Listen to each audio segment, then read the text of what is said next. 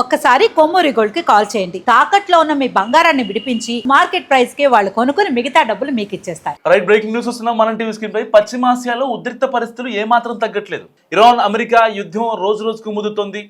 Iran పై Israel America దళాలు విరుచుకుపడుతున్నాయి. అదే సమయంలో ఇరాన్ ఆ దేశాలపై ప్రతీకార దాడులు చేస్తుంది. సో ఇక ఇరాన్కు ఇప్పటికే అమెరికా అధ్యక్షుడు ట్రంప్ చాలాసార్లు వార్నింగ్ ఇచ్చారు. హార్మోజ్ జలసంధిని తెరవాలని, సంధి చర్చలకు సహకరించాలని అల్టిమేట్ ఇచ్చారు. సో అయినా ఇరాన్ ట్రంప్ మాటలను పెడచెవిన పెడుతోంది, యుద్ధాన్ని భీకరంగా కొనసాగిస్తోంది. ఈ పరిణామాల మధ్య ట్రంప్ మరోసారి ఇరాన్కు అల్టిమేటం జారీ చేశారు. అంతర్జాతీయ చమురు రవాణాకు కీలకమైన హార్మోజ్ జలసంధిని ఇరాన్ తక్షణమే తెరవాలని ట్రంప్ మరోసారి అల్టిమేటం జారీ చేశారు. లేకపోతే 48 గంటల్లో పవర్ ప్లాంట్లు, బ్రిడ్జిలపై దాడులు చేస్తామని వార్నింగ్ ఇచ్చారు. సో ఈ మేరకు ఇరాన్పై బూతులతో రెచ్చిపోయారు ట్రంప్. హార్మోజ్ జలసంధిని తెరవండి బాస్టర్డ్స్ అంటూ ఫైర్ అయ్యారు ఆయన. లేదంటే నరకానికి పంపిస్తా, చూస్తూ ఉండండి, అల్లాను ప్రార్థించండి అంటూ ట్రంప్ తన సొంత సామాజిక మాధ్యమైన ట్రూత్ సోషల్లో పోస్ట్ చేశారు. ఇరాన్ మాత్రం ట్రంప్ మాటలను అస్సలు లెక్క చేయట్లేదు, దాడులను కొనసాగిస్తూనే ఉంది. ఇప్పటికే గల్ఫ్ దేశాలపై విరుచుకుపడుతుంది ఇరాన్. కువైట్ను మంటల్లో పెట్టేసింది. సో ఇదివరకే ట్రంప్ ఇరాన్పై కీలక వ్యాఖ్యలు చేశారు, తెలిసిందే మనకి. హార్మూజ్ జలసంధిని ఇరాన్ ఓపెన్ చేయకపోతే తీవ్ర పరిణామాలు ఉంటాయని ట్రంప్ స్పష్టం చేశారు. ఒప్పందం చేసుకునేందుకు లేదా హార్మూజ్ను తెరిచేందుకు 10 రోజులు గడువు ఇచ్చాను. సో సమయం మించిపోతుంది, ఇక కేవలం 48 గంటలే సమయం ఉందంటూ ఆయన ఒక ట్వీట్ చేశారు. చూస్తున్నారు, డొనాల్డ్ ట్రంప్ చేసిన ట్వీట్ని మనం టీవీ స్క్రీన్పై ఎక్స్క్లూజివ్గా. Tuesday will be the power plant day and bridge day, all wrapped up in this one in Iran. There will be nothing like it. Open the fucking strait, you crazy bastards, or you will be living in hell. Just watch. Praise to be Allah, President Donald Trump. So, మంగళవారం భారత కాలమాన ప్రకారం మంగళవారం రాత్రి 8 గంటలకల్లా ఆయన పెట్టిన 48 hours dead line ముగియనుంది. ఈ లోపల గనక హార్మోజ్ని తెలియకపోతే ఒక పవర్ ప్లాంట్లు అండ్ బ్రిడ్జిల్ని అన్నిటినీ కూల్ చేస్తాం. ఓపెన్ ద ఫకింగ్ స్ట్రైట్, ఆయన అంటే బూతు పదజాలాన్ని వాడారు. So you crazy bastards, you will be living in hell, మీ సంగతి చూస్తా. So praise to be Allah, మీ అల్లాకి ప్రార్థన చేసుకోండి, ఒకవేళ మీరు తెరవకపోతే ఏం జరుగుతుందో చూడండి అని చెప్పి డొనాల్డ్ ట్రంప్ తనదైన రీతిలో ఒక ట్విట్టర్ పోస్ట్ చేశారు. సో మరి ఎలా ఉండనుంది మంగళవారం రాత్రికి హార్మోజ్ జలసంధి తెరుస్తుందా? ఇటు ఇరాన్ ఏమో మేం తెరుస్తాం, మాకు జరిగిన నష్టాన్ని మీరు ఆ పరిహారం రూపంలో ఇప్పించండి అని చెప్పి ఇటు ఇరాన్ చెప్తున్న పరిస్థితి. మరి ఇలాంటి నేపథ్యంలో ఏం జరగబోతుంది మంగళవారం? ఇప్పటికే చాలాసార్లు హార్మోజ్ని తెలవాలని డొనాల్డ్ ట్రంప్ చాలా ఘాటుగా వార్నింగ్ ఇచ్చారు ఇరాన్కి. ఇప్పటికే అమెరికా బలగాలు కూడా ఈ యొక్క హార్మోజ్ దగ్గరికి కావచ్చు, ఇటు ఇరాన్ దేశ సరిహద్దుల్లో కావచ్చు గట్టిగా మోహరించాయి. సో ఇరాన్పై అమెరికా అధ్యక్షుడు డొనాల్డ్ ట్రంప్ తీవ్ర వ్యాఖ్యలు చేశారు.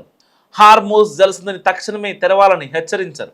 లేదంటే మరో 2 రోజుల్లో విద్యుత్ ప్లాంట్లు, వంతెనను లక్ష్యంగా చేసుకొని దాడులు చేస్తామని, తీవ్ర పర్యవసానాలు తప్పవంటూ ట్రంప్ హెచ్చరించారు. ఈ క్రమంలో ఇరాన్పై తీవ్ర పదజాలంతో కూడా బాస్టర్డ్స్ ఫకింగ్ స్ట్రైట్ అంటూ ఆయన మాట్లాడారు. సో తీవ్రంగా గాయపడిన తమ F-15 యుద్ధ విమాన సిబ్బందిని ఇరాన్లోని పర్వత ప్రాంతాల నుంచి రక్షించామని అమెరికా అధ్యక్షుడు వెల్లడించారు.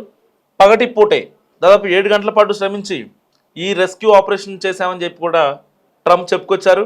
పౌరులకు, విమానాలకు ఎక్కువ ప్రమాదం ఉండే ఇలాంటి ఆపరేషన్ చాలా అరుదని కూడా చెప్పారు. అంటే ఇలాంటి ఆపరేషన్ చేసిన డొనాల్డ్ ట్రంప్ గట్స్ని మనం పొగడాలి. సో ప్రపంచంలో ఇలాంటి సాహసం ఎవరో చేయలేదు అని డొనాల్డ్ ట్రంప్ యొక్క ఉద్దేశం. సో ఇప్పటికే అమెరికా సోల్జర్స్తో పాటు F-15 యుద్ధ విమానాలు ఇరాన్ సరిహద్దుల్లో, ఇటు హార్మోజ్ సరిహద్దుల్లో మోహరించాయి. కానీ ట్రంప్ మాటలను లెక్క చేయని ఇరాన్ అదే పనిగా సరిహద్దు అరబ్ దేశాల్లోని మౌలిక సదుపాయాలు, ఆర్థిక వనరులపై దాడులకు పాల్పడుతోంది. ఈ క్రమంలోనే ట్రంప్ మరోసారి ఇరాన్పై తీవ్ర హెచ్చరికలు జారీ చేశారు. అమెరికాకు చెందిన F-15 ఈ స్ట్రైక్ ఈగల్ యుద్ధ విమానం కూలిపోయిన ఘటనలో 2వ పైలట్ను గుర్తించామని, సేఫ్గా రెస్క్యూ చేసుకున్నామని కూడా ట్రంప్ చెప్తున్నారు. ఆ పైలట్ సురక్షితంగా ఉన్నాడని, అండ్ అమెరికా సైన్యం ఆధీనంలో ఉన్నట్లు పేర్కొన్నారు డొనాల్డ్ ట్రంప్. సో ఈ నెల 3న అమెరికాకు చెందిన యుద్ధ విమానాన్ని ఇరాన్ కూల్చివేసిన విషయం అందరికీ తెలిసిందే. ప్రపంచ దేశాలు ఒక్కసారిగా షాక్ అయ్యాయి F-35ను ఒక్కసారిగా కూల్చివేయడంతో. అయితే దాడిలో ఒక పైలట్ని కాపాడుగా రెండో పైలట్ కనిపించకపోవడంతో అమెరికా ఇరాన్ అతడి కోసం గాలింపు చర్యలు చేపట్టాయి. ఇక ప్రస్తుతం ఇద్దరు పైలట్లను ఇరాన్ భూభాగం నుంచి తీసుకొచ్చేందుకు అమెరికా ఏర్పాట్లు చేస్తోంది. పశ్చిమాసియాలో ముదురుతున్న యుద్ధం ఇప్పుడు ప్రపంచవ్యాప్తంగా పెను ప్రకంపనలు రేపుతుంది. డొనాల్డ్ ట్రంప్ ఇరాన్ మధ్య నెలకొన్న మాటల యుద్ధం, క్షేత్రస్థాయిలో జరుగుతున్న దాడులు ఈ ఉద్రిక్తతలను మరింత అప్రమత్తం చేస్తున్నాయి. ముఖ్యంగా అంతర్జాతీయ చమురు రవాణాకు అత్యంత కీలకమైన హార్మోజ్ జలసంధి వేదికగా ఈ పోరు సాగుతోంది. హార్మోజ్ జలసంధిని తక్షణమే తెరవాలని ఇరాన్కు ట్రంప్ అత్యంత కఠినమైన హెచ్చరికలు జారీ చేస్తున్నారు. ఇటు ఏప్రిల్ 6 నాటికి ఆంక్షలు ఎత్తివేయకపోతే మంగళవారాన్ని ఇరాన్ చరిత్రలో అత్యంత దారుణమైన రోజుగా ఆయన చిత్రీకరిస్తానని, మారుస్తానని హెచ్చరిస్తున్నారు డొనాల్డ్ ట్రంప్. ఒకటేంటి, బ్రిడ్జ్లు ఏంటి, పవర్ ప్లాంట్లు ఏంటి, ఆయిల్ రిఫైనరీస్ ఏంటి, సో ఎలా ఉంటుందో సర్వనాశనం చేస్తా ఇరాన్ని, అవసరమైతే అక్కడ చరువు నిల్వలను కూడా స్వాధీనం చేసుకుంటానని డొనాల్డ్ ట్రంప్ సంచలన వ్యాఖ్యలు చేశారు. అంతేకాదు నిరసనకారులకు పంపిన ఆయుధాలు కుర్దిష్ గ్రూపుల దగ్గర ఉండిపోయి ఉండవచ్చు అని చెప్తూ ఇరాన్ అంతర్గత పరిస్థితులపై కూడా ట్రంప్ వ్యాఖ్యానించారు. ఇరాన్ మీద పిచ్చి బాస్టర్డ్స్ అంటూ బూతు పదాలతో విరుచుకుపడ్డారు ఆయన. సో ట్రంప్ హెచ్చరికలతో ఇరాన్ మరి వెనక్కి తగ్గుద్దా? ఇప్పటిదాకా డొనాల్డ్ ట్రంప్ చాలాసార్లు ఆయన డెడ్లైన్ ఇచ్చారు, దాని తర్వాత డొనాల్డ్ ట్రంపే సీజ్ ఫైర్ అన్నారు. ఇలాంటి నాటకీయ పరిణామ నేపథ్యంలో హార్మోజ్ని ఎలాగైనా తెరవాలి, లేదంటే మీ ఇష్ట దేవుడైన అల్లాకి ప్రేయర్ చేసుకోండి అని చెప్పారు. మరి ఏం జరగబోతుంది మంగళవారం రాత్రి 8 గంటలు? అమెరికానేమో ఎట్టి పరిస్థితుల్లో హార్మోజ్ని ఓపెన్ చేయమని, ఇటు ఇరాన్ ఏమో మాకు యుద్ధ పరిహారాన్ని ఎంతో కొంత ఇస్తే అప్పుడు మేము హార్మోజ్ని ఓపెన్ చేస్తాం, అయితే ఆ నౌకలకి ఒక్కొక్క నౌకకి 18 కోట్ల రూపాయలు ట్యాక్స్ కట్టాలని చెప్తున్నామో టోల్ ఫీ, సో అది కూడా వేవర్ చేస్తాం, మాకు జరిగిన నష్టానికి పరిహారం కల్పించండి అని ఇరాన్ గగ్గోలు పెడుతుంది. మరి ట్రంప్ ఇరాన్ సందేశాన్ని వింటారా? ఆల్మోస్ట్ యుద్ధం ఫైనల్ చివరి అంకానికి చేరుకుందని చెప్పుకోవచ్చు ప్రస్తుత పరిస్థితులు చూస్తుంటే. సో ట్రంప్ తన దేశాన్ని, ప్రతి అమెరికా కుటుంబాన్ని నరకంలోకి లాగుతామని చాలా గట్టిగా చెప్తుందా? మరి ఇరాన్ తగ్గే అవకాశం ఉందా? మస్ట్గా మీరు కామెంట్ చేయండి. ఎందుకంటే ఇప్పటిదాకా ఇరాన్ ఇజ్రాయెల్ వార్లో ఇరాన్ చాలా ప్రతిఘటించింది, చాలా డిఫెండ్ చేసింది అమెరికాని.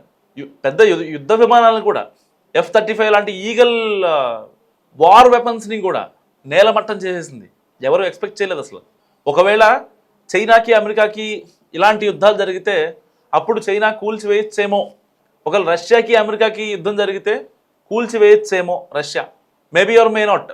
బట్ ఇక్కడ మే నాట్ అనడానికి ఛాన్స్ లేదు, ఇరాన్ కూల్చివేసింది.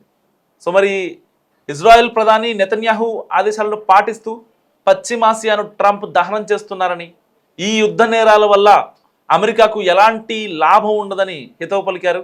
సో ఇరాన్ సైనిక కమాండర్లు సైతం ట్రంప్ వ్యాఖ్యలను తెలివి తక్కువ చర్యలు కొట్టిపారేస్తూ యుద్ధం వస్తే అమెరికాకు ఊబిలా మారుతుందని హెచ్చరించారు. ఇటు ఓపెన్ సోర్స్ ఇంటెలిజెన్స్ నివేదికల ప్రకారం ఈ ఘర్షణల్లో అగ్రరాజ్యం అమెరికాకు ఊహించని స్థాయిలో నష్టం వాటిల్లింది. ఇరాన్ దాడుల్లో అమెరికా ఇప్పటి వరకు 18 యుద్ధ విమానాలను కోల్పోయింది. వీటిలో కోట్లు విలువైన F-15E ఫైటర్ జెట్స్ ఉన్నాయి, A-10 థండర్ బోల్ట్ విమానాలు ఉన్నాయి, అలాగే భారీ నిఘా విమానమైన బోయింగ్ E-3 సెంట్రీ కూడా ఉంది. సుమారు 4700 కోట్ల విలువైన 17 MQ-9 రీపర్ డ్రోన్లు కూడా నేలమట్టం అయ్యాయి. ఇంత భారీ స్థాయిలో యుద్ధ సామాగ్రి కోల్పోవడం అమెరికా రక్షణ రంగానికి పెద్ద ఎదురు దెబ్బ. సో ప్రపంచ చమురు సరఫరాలో 20% వాటా హార్మోజ్ జలసంధి మార్గం ద్వారానే జరుగుతుంది. ఒకవేళ ఇరాన్ ఈ జలసంధిని పూర్తిగా మూసేస్తే ప్రపంచవ్యాప్తంగా చమురు ధరలు ఆకాశాన్ని తాగుతాయి.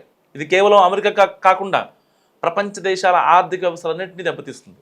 సో ట్రంప్ విధించిన గడువు ముగియనుండడంతో మంగళవారం రాత్రి 8 గంటల తర్వాత అమెరికా ఎలాంటి చర్యలు దిగుతుంది, ఇరాన్ ఎలా ఎదురుదాడి చేస్తుంది అనే అంశాలపై ఇప్పుడు ప్రపంచం మొత్తం ఉత్కంఠతో ఎదురు చూస్తోంది. ఒకవేళ చర్చలు విఫలమైతే పశ్చిమాసియా మరో పెను యుద్ధానికి వేదిక కావడం చాలా క్రిస్టల్ క్లియర్గా మనకు కనిపిస్తుంది. సో మరి ఈ యుద్ధంలో ఎవరు గెలుస్తారు, ఇరానా అమెరికానా? మస్ట్గా కామెంట్ చేసే ప్రయత్నం చేయండి.